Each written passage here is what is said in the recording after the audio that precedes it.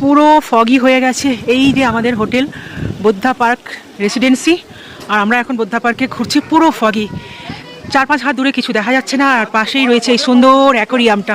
কি সুন্দর একটা, জলের সবচেয়ে ওপরের লেয়ারে থাকে এই মাছটা, নাম জানি না, কিন্তু দেখতে অপূর্ব লাগছে। আর পুরো পাহাড়ের যে পাথর হয় না, ওই পাথর কিন্তু দিয়ে পুরো অ্যাকোরিয়ামটা এরকম ডেকোরেশন করা হয়েছে, পাহাড়ি ভাইবস দেওয়া হয়েছে। প্রচুর মাছ আছে, প্রচুর মাছ আছে। এই যে ছোট মাছগুলো এই যে নিচে ঘুরছে। আর এই যে কি সুন্দর একটা ফিশ, আমার থেকেও স্পিডে যাচ্ছে মনে হচ্ছে মাছটা, কি সুন্দর দেখতে লাগছে। এই যে এইদিকে ঘুরে গেল, তো অনেক বড় একটা অ্যাকোরিয়াম। এই যে একটা গোল্ড ফিশ, এই যে খুব সুন্দর অ্যাকোরিয়ামটা, কি সুন্দর। মানে এই নেচারের মধ্যে না অ্যাকোরিয়ামটা খুব ভালো লাগছে। অ্যাকোরিয়াম তো আমরা অনেক জায়গাতেই দেখি, নিজেদের বাড়িতেও থাকে, কিন্তু এইখানে কিন্তু ভাইবসটাই আলাদা। কি সুন্দর ঘুরে বেড়াচ্ছে, ছোট বড়, কি ভালো লাগছে দেখতে। আর এই হলো বুদ্ধা পার্কের, এখন মোটামুটি বাজে 5টা।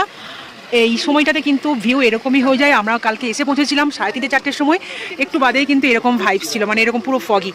তো মনে হচ্ছে এটা কমন ব্যাপার। তো চলো, অ্যাকোরিয়ামটাও খুব সুন্দর লাগলো দেখতে।